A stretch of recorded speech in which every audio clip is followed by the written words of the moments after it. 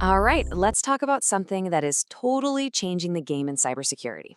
Zero trust. Now, this isn't just some new fancy piece of tech, it's a completely different way of thinking about security, especially in a world where, let's be honest, the old rules just don't work anymore.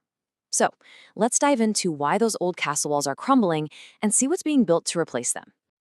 For the longest time, we thought about cybersecurity with a really simple picture in our heads: the castle and the moat, right? You build these super strong walls, you have one big gate, and you just assume that anyone who gets inside is one of the good guys.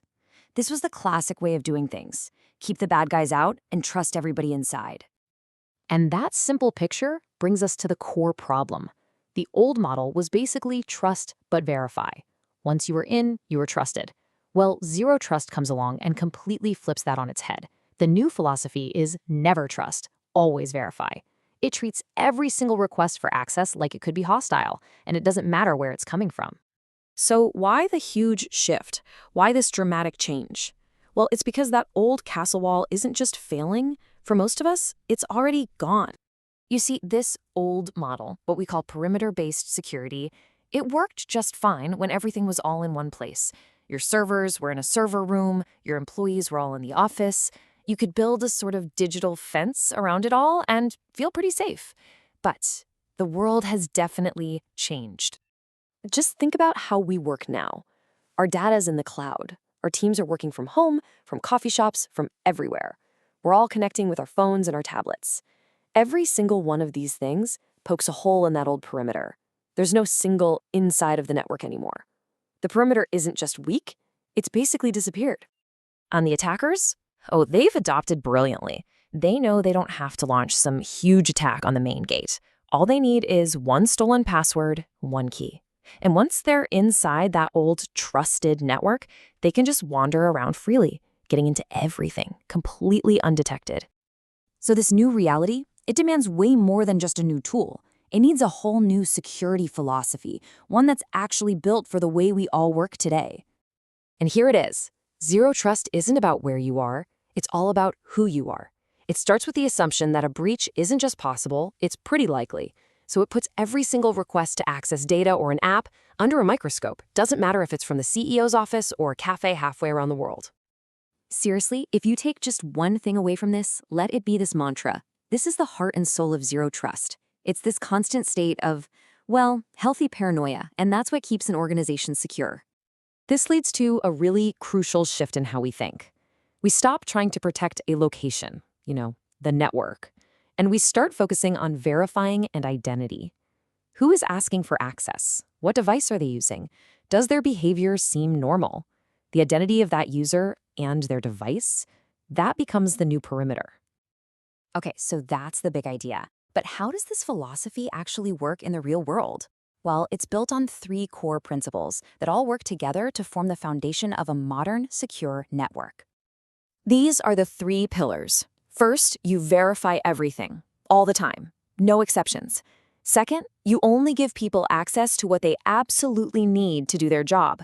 And third, you break up your network into tiny, isolated zones to stop any threats from spreading.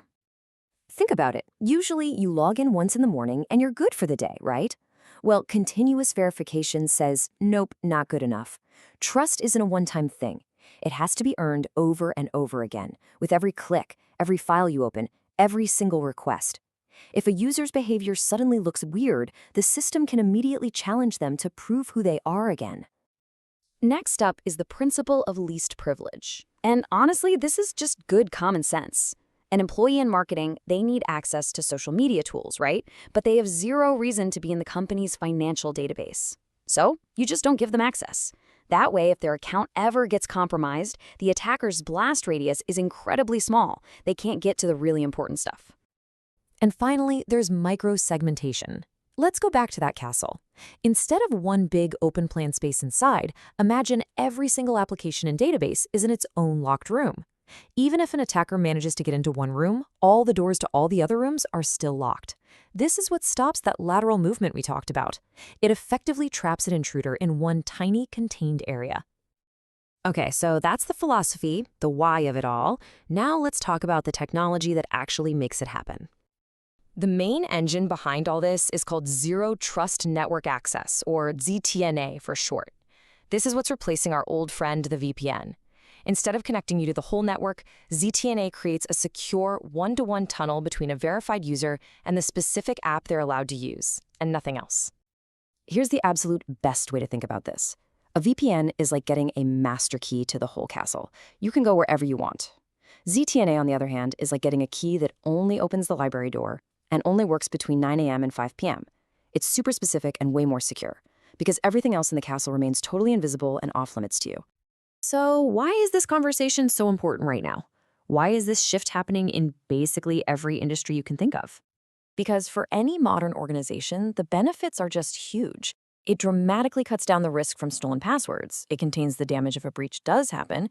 And maybe most importantly, it's what allows us to have secure remote and cloud-first work, which is how the world operates today. You get to see exactly who is accessing what and why all the time.